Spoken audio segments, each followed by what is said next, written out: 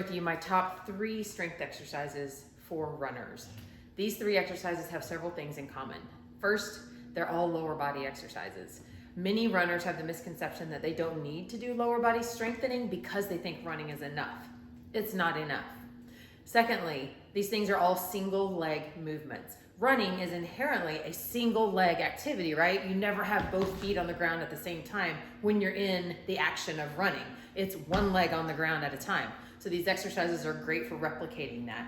Third, you can really make these exercises super hard, or you can bring them down and keep them very basic. So you can start out with body weight on all 3 of them. You can add a little bit of weight as you progress. You can add heavier weight as you progress. And then if you chose to, you could add explosiveness, which just means jumping. So we can start very, very basic, which is what we're gonna do today. Exercise number 1 is the step up. Very basic exercise. You can use just about anything for your step up. You can use a weight bench, you can use a shorter box, a step stool, anything you might have handy. So with those, all you're doing is placing your foot all the way on whatever you're stepping on, coming up, touching, coming back down, lightly touching. So you want to make sure you're not leaning and flopping your foot back down. So make sure it's a very controlled motion. Exercise number 2 is the Bulgarian split squat. I know I can hear the groans already. People love to hate Bulgarian split squats. It's because they're hard, but they're super effective. So you're gonna need something to elevate a foot. It could be a step on your staircase at your house. It could be a small step stool. I have a little bench here that I'm gonna use to demonstrate. All you're gonna do is, initially we're gonna start on the floor. So you're gonna come to kneeling on the floor. I'm going to put the top of my back foot on the top of that surface. So obviously you don't want anything super high. Then from there, all I'm gonna think about is pushing through this front leg to stand up. I can keep the top of my foot on there, or I can flex it and go onto my toes. It's whatever helps you feel balanced. If you need to, you can even place yourself next to a wall or a chair and hold on until you feel like you're more comfortable. So from that, we're gonna bend through that front knee. I wanna think about dropping my back knee towards the floor. So my back knee towards the floor, I'm going straight down and straight up. I have a slight forward hinge in my hip, so I'm not straight up here, but I'm not all the way bent over. So just a little hinge. Most of my weight is in my front leg. Probably 90% of my weight is in my front leg, but I'm thinking about dropping that back knee straight down. So think about moving straight up and down, not forward and back. So straight up and down, typically somewhere between 8 and 12 reps per leg is what I go for, but you can kind of decide where you want to be with that. With those 2, you can obviously modify or make them harder, depending on you want to do body weight, you want to hold weights in your hands, hold weights at your shoulders, add a jump. So there's lots of different variations we can go with, but starting with just your body weight is totally fine.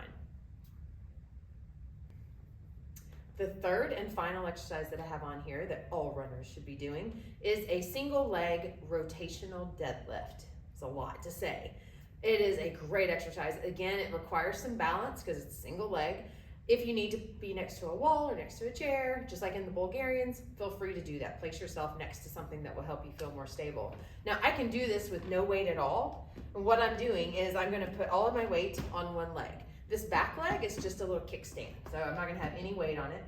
If I'm standing on my left leg, my right arm is gonna be the one I'm reaching with. So if I'm on my left leg, I'm gonna come hinge from my hip first, because it is a deadlift. I'm gonna hinge from my hip, then my knee is gonna bend as I come down, and then I'm gonna come back up. So I will pretend I'm holding something. I'm gonna do it with the weight also. But I'm gonna hinge, bend the knee, come down towards the outside of that foot, come back to my shoulder. Now I lifted this foot, but if you really are feeling really wobbly, you can leave that foot on the floor, but I don't want any weight on it. It's just a kickstand to help you balance. So if I were to keep my foot on the ground, you see how much more stable I am. Here, hinge, bend, stand. And then you could eventually pick that foot up off the ground. You see how much more wobbly I am when I pick my foot up? And then if I wanted to add a weight, I could just hold a weight, and it doesn't take much. Like this is an 8-pound weight. I can take it here, and I can bring it hinge, bend, and this is my bad leg. You'll be better on one side than the other. Hinge, bend, come down towards the outside of that foot, and back up.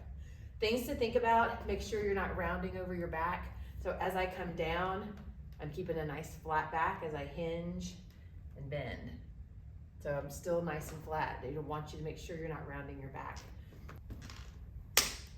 That's it. Those are the 3 exercises that I think every runner should be incorporating into their program. You can do these exercises once a week. If you've got time, do them twice a week, somewhere between 8 to 12 repetitions per leg, per exercise. And you can do that after your run or before your run or whenever you have time to do it. It's going to take you a little time, like I said, to get used to working on the balance and all those kind of things, but it will get easier and you will notice a difference with your running. So try them out. Let me know what you think. Make sure you go down, like, subscribe, all that good stuff, and tell me if there's any other things you would like to see me talk about on here.